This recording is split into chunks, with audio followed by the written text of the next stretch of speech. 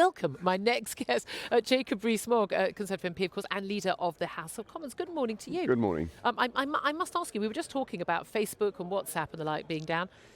A, have you heard of any of these things? And B, do you use any of them? This is a bit like the question, what is the 39 Steps? The 39 Steps is a secret organisation. Yes, I do know what WhatsApp is. Are you on Insta? I am. I quite like Instagram. And I put pictures mainly of my family on Instagram, and it seems to be quite friendly.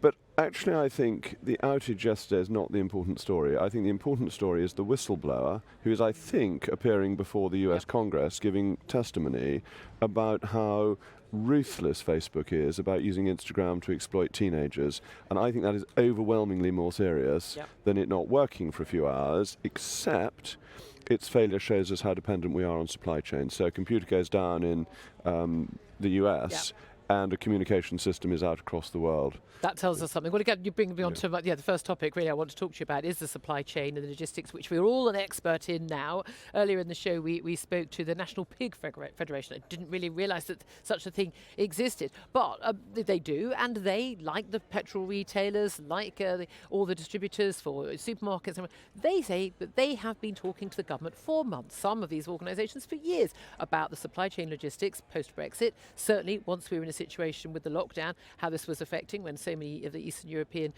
people working in these different jobs had left, and saying we've got a problem, we've got a shortage, this is going to hit ordinary people in their lives. Why did the government not listen? There's no such thing as ordinary people. That's a good point. Us. We are. Us. We're all ordinary. Okay. That's right. The British people. Mm-hmm. Okay. Why did the government not listen? The government is always listening, but what has affected supply chains is global. It is not entirely under the control of the UK government. So, what were the figures on car sales for September? The lowest since the new system of registration began. Why? Because of a shortage of computer chips. Not because of demand, not because of the workforce, but because of a shortage of computer chips, mainly made in China. So you have got COVID supply chain problems, you have got containers at the wrong ports, you've got, crucially, fewer aeroplanes flying. And you may think, well, that's only passengers, but it isn't, because the bellies of aeroplanes take an enormous quantity of goods, and those goods are not being transported because their normal means of transporting them isn't there. And so you've got to wait for the economy to get back fully to life post the COVID lockdowns, okay, and that is beginning to happen. That's dealing with the items that are in the lorries. That doesn't deal with the person who's sitting in the cab driving the lorry, for instance. But there are numerous issues in terms of actual staffing, actual personnel, and that is causing a backlog in a lot of the systems. Well, there's a number of things on that. First of all, because of COVID, 30,000 tests of lorry drivers in a year were lost. Correction, because of lockdown policy. Well, because of the response to COVID.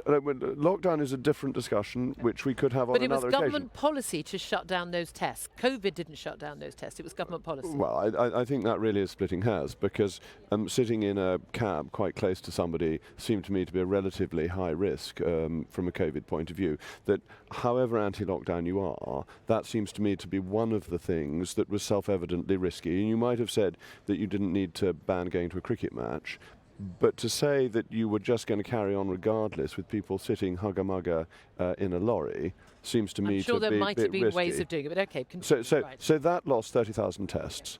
The number of EU nationals who have returned lorry drivers is 12,000. So it's lower than the number who would have passed their test, let alone the number who took their test in the period. 89% of lorry drivers in this country are British. So we are now going to be able to test 50,000 a year, which makes up for the shortfall.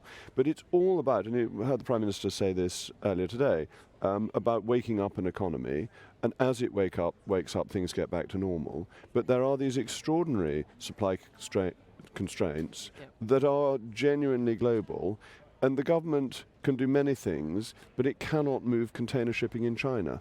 Do you agree with your colleague, the Business Secretary, Kwasi Kwarteng, that British business has been drunk on cheap labour? Kwasi Kwarteng is a brilliant man, one of the cleverest people I know, and cheap labour does seem to have been part of our productivity problem over recent decades. And one of the real challenges for this country, post-Brexit, is how do we improve productivity? Okay. And productivity is going to be a mix of higher wages, but also more automation, because if you just have higher wages, that becomes inflationary. If you improve productivity and have some increased automation, then that is going to be very helpful. Now, what is relevant is that higher wages incentivize capital expenditure to implement the automation. So you get a virtuous circle of investment and higher wages and a stronger and growing economy by controlling the flow of labour. Do you also incentivise the economy by having tax rises? We were just talking to the CBI a little bit earlier. Rishi Sunak, the Chancellor, spoke yesterday, said, well, tax cuts are only going to be possible if ministers get public spending under control. You've always been very much a low-tax Conservative. Do you agree with all these tax rises and that we're going to have to wait for any tax cuts? Well, I think it's a balance that the Conservative Party is committed to low taxation, but it's also committed to sound money. And what does sound money mean? Sound money means having a degree of fiscal responsibility. And there it's a question, as I say, of getting the balance right between the two to make sure that you are as lowly taxed as is possible, but there is hundreds of billions of pounds worth of extra debt caused by the COVID pandemic, or as you would say, the response to COVID. But I think that money needed to be spent, and you have to have a plan for dealing with that.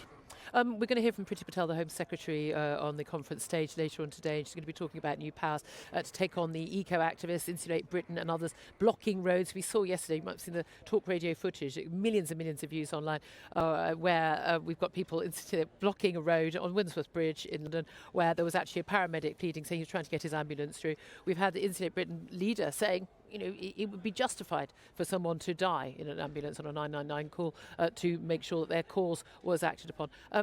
Would that motivate you in government to make sure that you Insulate Britain achieved their cause? No, not at all. I think they're lunatics and fanatics and bad people. I mean, thinking that it is worth risking people's lives because you haven't even insulated your own home, that's the other problem. They are frightful humbugs. If they'd insulate, well, there's one fellow, who's reported by The Sun, with which you have a certain link, this chap let out all these properties and hadn't even insulated them. I mean, I think they're just awful. And taking this risk with people's lives is so responsible, and I'll be glad to tell you that the government is taking extra powers so that they can be removed. Though one of the great things about our country is that we are a country of law, and anything that is not specifically illegal is legal, and it has been absolutely right that we should go down a proper legal process to make sure the law is in place to stop these silly people doing their silly things. Just finally, lots of protests outside a Conservative Party conference. I mean, often it's difficult to work out when people are shouting out what they're actually protesting about. I was nearby when you left conference the other day, and you were called scum. Was I? Oh, yes. Oh, I thought they were being very friendly. Very loud. I thought it was a group of my supporters. Ian Duncan Smith got to think what your detractors say. Ian Duncan Smith got attacked. 5 people are now under arrest. He was hit over the head with a traffic cone.